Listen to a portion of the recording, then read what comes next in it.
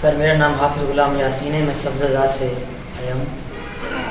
سوال یہ ہے کہ تصوف کی حقیقت کیا یہ ہے کہ تنہائی اور جنگلوں میں انسان چلا جائے، وہاں پر عبادت اور ریاضت کرے، یا پھر معاشرے میں رہ کر اپنی ذمہ داریوں کو نبھا کر بھی یہ درجہ حاصل کیا جا سکتا ہے؟ بڑا اہم سوال ہے، جس سوال کی طرف پہلے اشارہ ہو چکا ہے۔ جو سوسائٹی میں جب غلو آتا ہے تو اس کا لامحالہ نقصان ہوتا ہے۔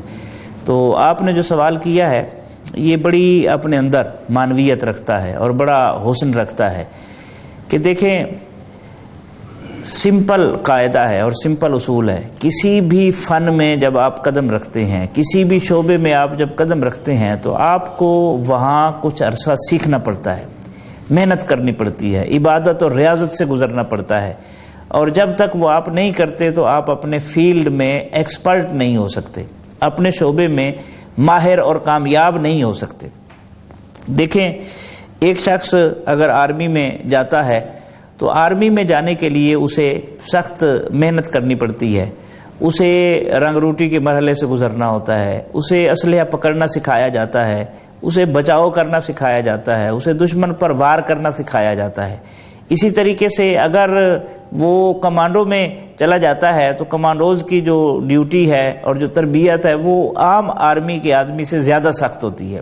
ایلیٹ کے لوگ دیکھ لیں، اسی طرح مختلف جو فورسز ہیں، سیکیورٹی فورسز، تو جب ان کی ڈیوٹی مکمل ہو جاتی ہے، ٹریننگ مکمل ہو جاتی ہے، پھر ان کو جب تعینات کیا جاتا ہے اور ان کو مقرر کیا جاتا ہے تو پھر وہ میدان میں بھی اترتے ہیں، لوگوں کو بھی بچاتے ہیں، خود بھی بچتے ہیں، اور اس طریقے سے ظلم کے سامنے وہ سیسا پلائی ہوئی دیوار بن کر لوگوں کی زندگی بچانے کا وہ ذریعہ بن جاتے ہیں، مسیحا بن جاتے ہیں۔ اسی طریقے سے ڈاکٹر کو دیکھ لیں، جب تک وہ ایک پوری ٹریننگ سے نہیں گزرتا وہ آپریشن نہیں کر سکتا، ہاتھ نہیں ڈال سکتا کسی انسان پر۔ تو یہ ساری چیزیں ایسی ہیں جو ہمارے سامنے ہیں۔ بالکل اسی طرح جو تصوف کے اندر قدم رکھتا ہے یا تصوف کے میدان میں اترتا ہے، اسے بھی اپنا جو مرشد ہوتا ہے ٹریننگ سے گزارتا ہے۔ کسی کی ٹریننگ جو ہے وہ بہت سخت ہوتی ہے، کسی کی ٹریننگ جو نارمل جس کی ڈیوٹی لگنی ہے اس کی ٹریننگ آسان ہوتی ہے۔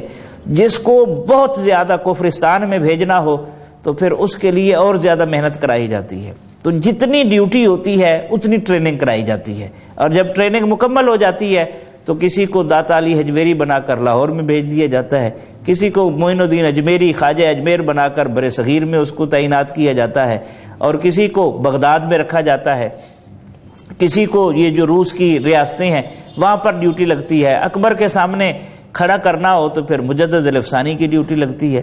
تو یہ پورے کا پورا نظام ہے، یہ پورے کا پورا سسٹم ہے۔ تو زندگی کے ایک حصے کو دیکھ کر ہم فیصلہ نہیں کر سکتے کہ وہاں رہبانیت ہے یا دنیا سے دوری ہے۔ جتنے بھی نامور صوفیاء ہیں اگر آپ غور کریں وہ مرد میدان ہیں۔ ایک عرصہ تک انہوں نے، یہ یقینی بات ہے، ایک عرصہ تک انہوں نے ٹریننگ کی ہے، مجاہدے کیے ہیں، ریاضتیں کی ہیں، بھوک برداشت کی ہے، سب کچھ کیا ہے، لیکن جب وہ ٹریننگ کا عرصہ مکمل ہوتا ہے تو پھر ساری زندگی انہوں نے میدان میں بیٹھ کر گزاری ہے اور وہ مرد میدان بنے ہیں، ساری تکلیفیں برداشت کی ہیں، انہوں نے فرار کا راستہ اختیار نہیں کیا۔ علامہ جس دور میں آئے وہاں کوئی اس طرح کا مزاج تھوڑا بہت انہوں نے ڈیولپ ہوتے دیکھا کہ خانقاہوں میں گوشہ گیر ہونا اور اس طرح کے ذکر وظائف جو عملی زندگی سے دور کر رہے تھے معاملات۔ تو اقبال نے کہا تھا، نکل کر خانقاہوں سے ادا کر رسم شبیری، کہ فقر خانقاہی ہے فقط اندوہ دلگیری۔ اگر آپ شروع سے دیکھیں کس ابن یوسف کو للکارا ہے، خواجہ حسن بصری آپ کو نظر آتے ہیں، کس نے معتصم باللہ کو اور اس طرح کے عباسی خلفاء کو للکارا ہے، آپ کو شیخ عبد القادر جیلانی نظر آئیں گے۔ رائے پتھورا کے سامنے کون سیسا پلائی ہوئی دیوار بنے تھے، آپ کو خواجہ معین الدین چشتی اجمیری نظر آئیں گے۔ اور اسی طریقے سے سینکڑوں مثالیں ہیں، آپ پڑھتے چلے جائیں، حق بات کہنے والے ہمیشہ صوفیاء ہی رہے۔